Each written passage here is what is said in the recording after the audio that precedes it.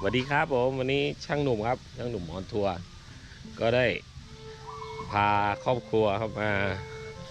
เที่ยวไหว้พระในวันหยุดเสาร์อาทิตย์อะไรอย่างเงี้ยนะฮะที่อำเภอศรีประจันจังหวัดสุพรรณบุรีก็เที่ยวในอำเภอศรีประจันเดี๋ยวอยากให้รู้ว่าอำเภอศรีประจันนะมีวัดต่างๆที่น่าสนใจน่าไปเที่ยวไหว้สักการะอะไรอย่างงี้ตรงไหนบ้างเดี๋ยวลองไปดูกันครับเป็นการเที่ยววันหยุดเล็กๆครับของช่างหนุ่มช่างหนุ่มออนทัวร์นะครับผมวันนี้ลองมาดูกันว่าจะถ่ายวิดีโอด้วยกล้องโกโปรตัวเดียวมันเป็นยังไงนะฮะว่ามันจะถ่ายได้ไหมนะฮะเพราะว่ามันเอานะลองดูครับผมวันนี้จะใช้กล้อง GoPro Max นะครับผมเป็นกล้อง360องศาตัวเดียวแค่นั้นเองที่อำเภอศรีประจันแห่งนี้นะครับผมลองไปดูกันครับผม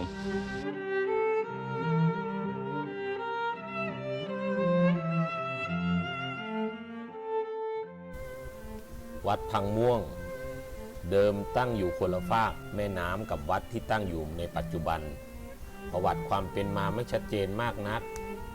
มีเพียงแต่คำบอกเล่าสืบทอดกันต่อมาว่าเป็นวัดเก่าแก่สันนิษฐานว่ามีอายุตั้งแต่สมัยอยุธยาตอนปลายต่อมาสภาพร้างชาวบ้านจึงสร้างวัดใหม่บริเวณฝั่งตรงข้ามซึ่งเป็นสถานที่ตั้งอยู่ในปัจจุบันบ้านพังม่วงหรือบางม่วงตามปรากฏในเอกสารโบราณนั้นเป็นสถานที่เดียวกันบางสันนิษฐานว่าเป็นชื่อของช้างพังผิวสีค่อนข้างออกม่วงลักษณะเป็นช้างมงคลตามตำราโฆษศาสตร์จึงเป็นที่มาแห่งนามมงคลว่าพังม่วงความสำคัญตอนหนึ่งของหมู่บ้านดังปรากฏในบันทึกประวัติศาสตร์สงครามยุทธหัตถีพ.ศ. 2135 ว่าสมเด็จพระนเรศวรมหาราชทรงเสด็จยกทัพข้ามลำน้ำสุพรรณหรือแม่น้ำท่าจีนในปัจจุบันที่ท่าเท้าอู่ทองซึ่งเป็นท่าข้ามลำน้ำมาแต่โบราณตั้งอยู่บริเวณวัดพังม่วงในปัจจุบัน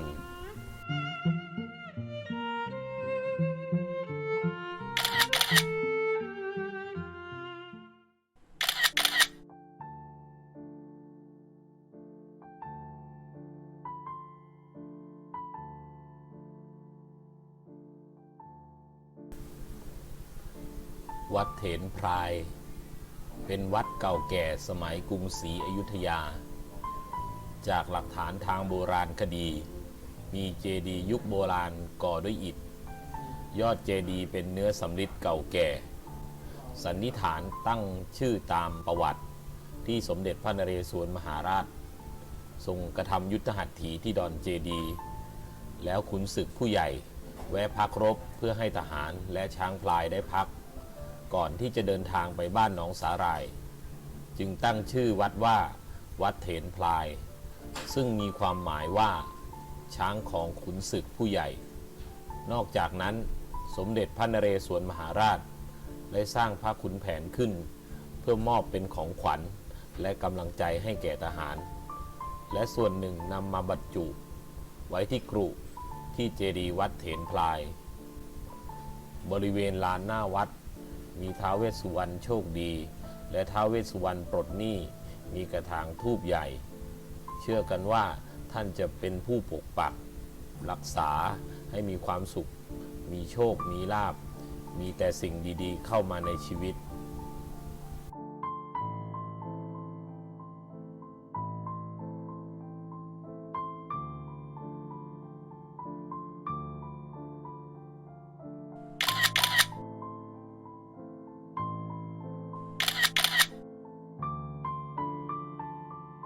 พี่สาวทำบุญก็เลยละลอตเตอรี่ใบละ200ตอนนี้จะหมดแล้วตูเลยเนาะโอ้จะขอบคุณเลยแต่ว่าแต่พี่สาวบอกคนมันจะเองนะมันก็ต้องเองนะเนาะหยิบไปเลยปุ๊บเลย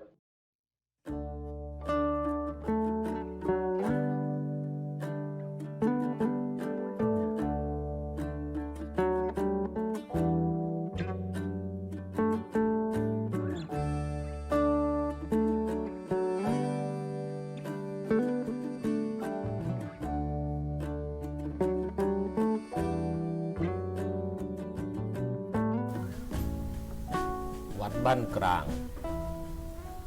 เป็นวัดเก่าแก่ตั้งแต่สมัยอยุธยาสันนิษฐานกันว่าน่าจะมีอายุราวๆ400 กว่าปีวัดบ้านกลางตั้งอยู่ริมฝั่งทิศตะวันตกของแม่น้ำสุพรรณหรือแม่น้ำท่าจีนในปัจจุบันเป็นวัดเก่าแก่ตั้งแต่สมัยอยุธยาคาดว่าน่าจะมีอายุร่วม400 กว่าปีจุดเด่นของวัดอยู่ตรงมีกรุพระขุนแผนบ้านกลางซึ่งเป็นเนื้อดินเผาศิลปะอยุธยาเชื่อกันว่าหากชายใดห้อยกรุพระขุนแผนนี้แล้วจะแคล้วคลาดคงกระพันจึงสันนิษฐานกันว่าพระเครื่องเหล่านี้น่าจะถูกสร้างขึ้นหลังสงครามยุทธหัตถีระหว่างสมเด็จพระนเรศวรมหาราชกับพระมหาอุปราชเมื่อตอนยกทัพกับผ่านอำเภอศรีประจันทร์ได้พักทัพริมฝั่งแม่น้ำสุพรรณทรงรับสั่งให้ทหารสร้างพระเครื่องว่ากันว่าเป็นจำนวนถึง 84,000 องค์แล้วบรรจุในกรุวัดบ้านกลางเพื่ออุทิศส่วนกุศลให้แก่ทหารที่เสียชีวิตพระพิมพ์บ้านกลางจึงเป็นพระที่มีความหมายมากโดยพิมพ์แกะเป็น2 องค์คู่กันโดยสมมุติให้เป็นองค์สมเด็จพระนเรศวรมหาราชและสมเด็จพระเอกาทศรสคู่กันปัจจุบันพระรูปแบบนี้นับวันยิ่งหายากยิ่งนักภายในวัดเต็มไปด้วยสิ่งน่าสนใจมีพระอุโบสถและวิหารส่วนวิหารที่มีอายุราว450 ปีภายในมีหลวงพ่อแก้วและพระประธานและมีมณฑปและพระพุทธบาทจำลองสร้างขึ้นตั้งแต่ปี 2476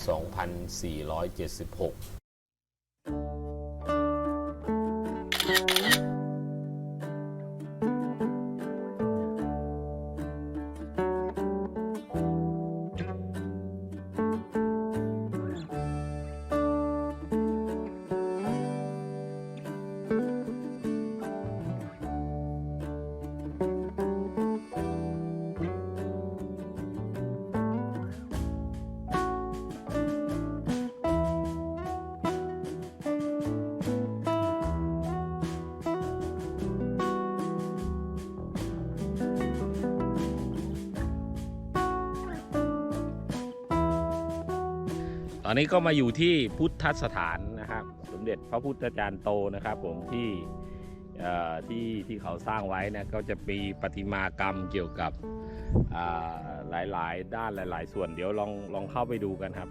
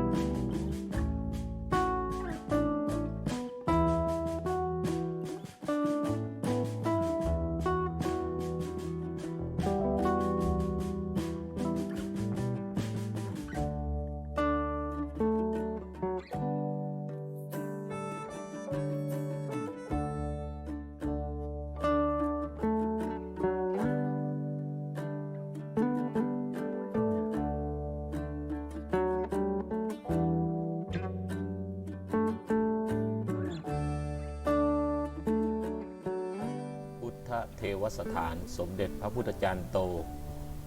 แหล่งรวมประติมากรรมทางศาสนาจากหลายๆความเชื่อที่แฝงไว้ด้วยความสวยงามและความศักดิ์สิทธิ์ภายในสถานที่แห่งนี้จะได้พบกับรูปเคารพต่างๆมากมายที่ชาวไทยให้ความเคารพนับถือทั้งพญานาคพญาครุฑพระพิฆเนศท้าวเวสสุวรรณนิกเซียนฮ่องเต้และพระพุทธจารย์โตพรหมรังสีเป็นต้นซึ่งประติมากรรมแต่ละแบบนั้นมีความงดงามทรงคุณค่าในทางศิลปะ ถือเป็นอีกหนึ่งแหล่งท่องเที่ยวที่สวยงามเลยทีเดียว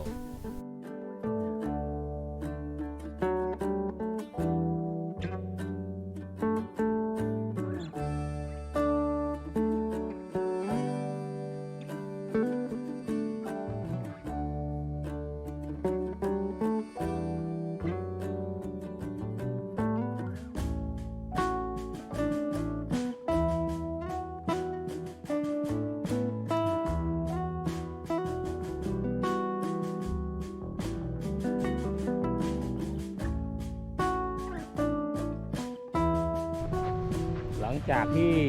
เที่ยววัดกันมาช่วงเช้าจนถึงเที่ยงถึงบ่ายตอนนี้ก็ว่าจะเดินทางกลับก็เลยผ่าน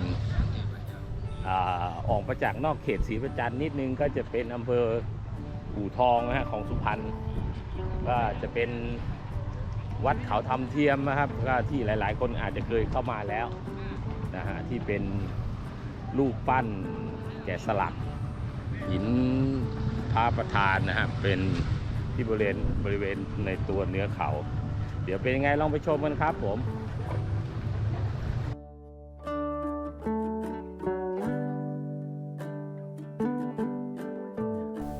วัดเขาธรรมเทียมตั้งอยู่ในตำบลอู่ทองอำเภออู่ทอง จังหวัดสุพรรณบุรี วัดมีพระพุทธปุษยคีรีศรีสุวรรณภูมิเป็นพระพุทธรูปแกะสลักกับหน้าผาของภูเขาขนาดใหญ่ที่สุดในประเทศไทย เริ่มสร้างเมื่อวันที่ 1 มีนา 2557 เป็นปางโปรดพระพุทธมารดาหรือปางกตัญญกตเวที ที่มีขนาดหน้าตักกว้าง 25 เมตร สูง 35 เมตร วัดเขาธรรมเทียมได้รับอนุญาตตั้งขึ้นเมื่อ 2460 ได้รับพระราชทานวิสุงคามสีมาเมื่อ 2471 วัดตั้งอยู่ที่เขาธรรมเทียมซึ่งเป็นแนวเขาทางทิศตะวันตกของเมืองอู่ทอง การที่มีการค้นพบศิลาจารึกภาษาสันสกฤตโบราณไว้ว่าปุษยคิริหรือปุษยคีรี แปลว่าภูเขาดอกไม้ นักวิชาการส่วนใหญ่ตีความว่าชื่อปุษยคีรี หมายถึงเขาธรรมเทียมซึ่งพบโบราณสถานสำคัญในสมัยธารวดีจนถึงสมัยอยุธยา การพบจารึกปุษยคีรีในดินแดนไทยเป็นสิ่งที่ชี้ให้เห็นถึงการเผยแพร่พระพุทธศาสนาในสมัยพระเจ้าอโศกมหาราชของอินเดียมายังประเทศไทยเนื่องจากมีความพ้องกับชื่อภูเขาศักดิ์สิทธิ์ปุษปคีรีในรัฐโอริสาทำให้สนับสนุนข้อสันนิษฐานว่าวัดเขาธรรมเทียมเป็นวัดแห่งแรกของประเทศไทย